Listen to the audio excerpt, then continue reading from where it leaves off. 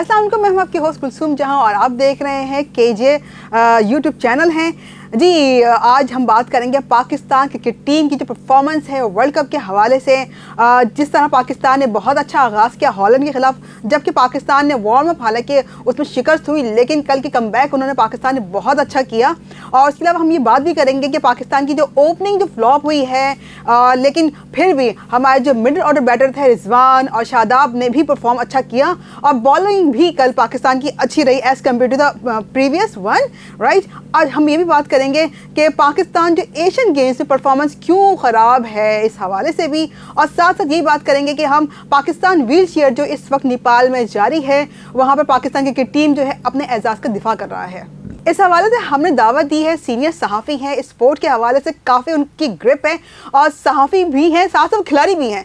तो ये plus point है हमारे लिए कि आज हमने उनको दावत दी कि वो ज़रूर यहाँ पर आएँ। और प्लस ये कि ये जो वर्ल्ड कप है इस हवाले से वो काफ़ी उनका तजुर्बा है, 4 या 5 बार तो ये विज़िट कर चुके हैं और इस बार जो है डेफिनेटली बहुत ज़्यादा होपफुल है कि ये इंडिया में जाएंगे और वर्ल्ड कप भी कवर करेंगे। जी, मैं बात कर रही हूँ जाहिद गफ्फार साहब की। अस्सलाम वालेकुम जाहिद गफ्फार साहब। वालेकुम अस्सलाम जी जाहिद गफ्फार, तो पहले आपको वेलकम कहते हैं अपने शो में और साथ हम बात करेंगे जो वर्ल्ड कप इस वक्त जारी है इंडिया में, पाकिस्तान की जो परफॉर्मेंस है, क्या समझते हैं पाकिस्तान ने किस तरह कमबैक किया है? सबसे पहले तो आपका बहुत बहुत शुक्रिया कि आपने मदऊ किया अपने प्रोग्राम में और अपने यूट्यूब चैनल की तवज्जो से जो मेरी आवाज़ है, जो है व्यूज़, वो हमारे जो ऑडियंस है और आपकी ऑडियंस है वो उन तक पहुँचेगी। वर्ल्ड कप के हवाले से जहाँ तक मैं बात करूँ क्यों, तो पाकिस्तान जब इस वर्ल्ड कप में स्टैंड कर रहा है, मतलब जब पाकिस्तान ने अभी पहला मैच खेला उससे पहले पाकिस्तान की जो इंटरनेशनल रैंकिंग थी नंबर 2 थी, नंबर 2 थी, ठीक है। और एशिया कप के में जब पाकिस्तान गया था तो स्टैंड करा था नंबर 1 के ऊपर, राइट। तो बहरहाल उसने पहले मैच के अंदर नंबर 2 होने का प्रूफ नहीं दिया।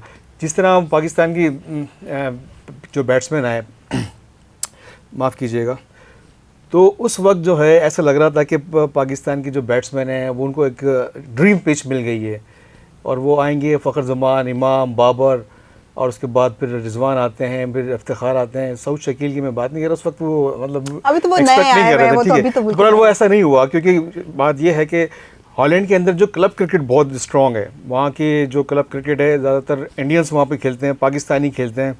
और जो हॉलैंड के जो नेशनल्स हैं ना, वो इतना ज़्यादा क्रिकेट को फोकस नहीं देते क्योंकि वहाँ पे दूसरे जो दीगर स्पोर्ट्स हैं, सॉकर है, हॉकी है और दूसरे गेम उसको काफ़ी उसके अंदर वो लगे रहते हैं। तो बहरहाल आपने देखा कि कल 3 इंडियंस, उनका ताल्लुक इंडिया से था। आर्यन जो बॉल कर रहे थे और जिनके ओपनर थे, उनका नाम मुझे याद नहीं आ रहा, बहरहाल बहुत अच्छी उन्होंने बैटिंग की। और बॉलिंग जब आए उन पहला ओवर, बहुत अच्छा डिसीजन था नीदरलैंड के कैप्टन का कि उन्होंने पहले जो है स्पिनर से अटैक किया और उसकी जो बॉल थी वो हाइट के ऊपर भी आ रही थी और स्पिन भी बहुत हो रही थी, जिसकी वजह से हमारे जो फ़खर जमान है ओपनर, जो धुआंधार बैटिंग में मशहूर हैं, तो उनको वो मौका नहीं मिल रहा था। बॉटम हैंडेड थे, लॉन्ग हैंडल से वो नहीं खेल रहे थे, तो ज़्यादातर वो बिग शॉट खेलते हैं और तेज़ खेलने की कोशिश करते हैं। स्पिनर को ज़्यादा अच्छा नहीं खेल पाते वो। जाहिर सी बात है, अगर वो पहले ओवर के अंदर कोई फास्ट बॉलर आता तो उनको अपना जो शॉट्स हैं उनके अच्छे लगते हैं, लेकिन वो पहला ओवर आपने देखा कि आखिरी बॉल में उन्होंने रन लिया, बाउंड्री पड़ी, वो भी गलती से बॉल काफ़ी बाहर हो गया था। अगर बात करें इमाम की, इमाम भी सही तरीके से खेल नहीं पा रहे थे, वो भी डिसीव हो रहे थे, बीट हो रहे थे, वो भी क्योंकि लेंथ ज़्यादा आ रही थी, हाइट के ऊपर बॉल आ रही थी, स्पिन भी हो रहा था, तो उनको प्रॉब्लम हो रही थी। इसलिए वो दोनों जब उसके बाद फास्ट बॉलर आए एगमैन जो थे, उन्होंने उनको आउट किया, एक अच्छी बॉल पड़ गई, बॉल निकलने की कोशिश, बाहर निकल के खेलने की कोशिश की, लेकिन वो आउट हो गए। इसके बाद जब बाबर आए हमारे, बाबर ना टैप कर पा रहे थे ना पंच कर पा रहे थे, उनका जो स्ट्राइक है वो रोटेट नहीं हो रहा था, बहुत प्रेशर के अंदर थे, बिग शॉट्स, मतलब उनको पहले बाउंड्रीज नहीं मिली, तो एक बड़ा शॉट खेलने के चक्कर में वो कैच देके अच्छा, बाबर की बात करें तो बाबर के बारे में हमेशा ये कहा जाता है कि वो स्पिनर्स को सही से नहीं खेल पाते हैं। अभी हमने दौरे श्रीलंका में भी देखा था कि पाकिस्तानी जो है बहुत ज़्यादा परेशान थे, मतलब शायकीन भी कहने लगे कि आप क्यों, हम लोग क्यों, मतलब पाकिस्तानी सहाफ़ी क्यों उन पर तनकीद करते हैं। आप ये देखिए आज भी जो जब वो अच्छे स्पिनर्स को नहीं खेल पाते हैं, तो क्या वजह है बाबर आजम की कि वो टेक्निक में वो गलती है, क्या वो बॉल को नहीं समझ पाते हैं, क्या वजह है? देखिए, टेक्निक तो नो डाउट उनकी बहुत अच्छी है, बाज़ औक़ात जब आप ज़्यादा हॉप्स की हो जाती है ना, कि उम्मीदें वाबस्ता हो जाती हैं, यार ये प्लेयर जाके ना अब जाके 100 करेगा, अब 50 बनाएगा, तो उसके ऊपर प्रेशर हो जाता है, इंटरनली प्रेशर होता है। वो अब मतलब बाज़ाहिर नज़र नहीं आता, लेकिन वो खुद से फील कर रहा होता है यार लोगों की तवक्कात है, यार बाबर आजम मैं कप्तान हूँ और मेरी जो परफॉर्मेंसेज हैं वो लोग देखते हैं कि मैं 50 करता हूँ, 100 करता हूँ, तो वो थोड़ा सा एक प्रेशर होता है, अंदरूनी प्रेशर। वही मेरे ख्याल में उन्होंने लिया। जब उनसे रन्स नहीं बन रहे थे, 10-12 बॉलें उन्होंने खेल ली, उनसे रन्स नहीं बन रहे थे, सिंगल नहीं लिया जा रहा था। 18 गेंदों में 5 रन बनाए उन्होंने। वही ना मैं कह रहा हूँ ना, टैप नहीं कर पा, सिंगल स्ट्राइक रोटेट होता है, Right, तो हाँ। फिर ये कि प्लेयर को थोड़ा सा कॉन्फिडेंस आता मिलता है, है। फिर वो देखता है कि यार मुझे आगे मैं क्या गलती कर रहा हूँ। फिर वो लेफ्ट एंड राइट कॉम्बिनेशन भी होता है, तो उससे भी थोड़ा सा फ़र्क पड़ता है कि बॉलर गलतियाँ करता है, उनको चांस मिलता है, बैट्समैन को रन्स बनाते हैं। तो ये थोड़ा सा उसने प्रेशर लिया। और लेकिन उनकी नो डाउट उनकी फ़ैन फॉलोइंग बहुत है। हैदराबाद दक्कन हो या पाकिस्तान हो या फिर कोई और मुल्क, बाबर आजम किंग बाबर आजम है। बाबर किंग बाबर आजम है, ठीक है, सही। लेकिन जिस तरह पाकिस्तान ने कल जो परफॉर्मेंस दी है, स्टार्ट में ऐसा लग रहा था कि नीदरलैंड की जो टीम है पाकिस्तान को 150 रन में आउट कर देगी, लेकिन बीच में आकर जो है सऊद शकील ने बिल्कुल संभाला है टीम को। तो क्या कहेंगे, रिजवान की परफॉर्मेंस, दोनों ने मिलकर जो है सहारा दिया, वरना पाकिस्तानी टीम की आप समझते थे कि इतना स्कोर कर पाता? 283, 285 समथिंग लाइक दैट। देखें बिल्कुल सऊद शकील की बात करेंगे तो बिल्कुल अलग नज़र आए वो। वही वाज़ेह फ़र्क था दोनों टीमों के अंदर, क्योंकि जिस प्रेशर में वो आए थे, 3 आउट हो चुके थे और रिजवान भी स्ट्रगल कर रहे थे।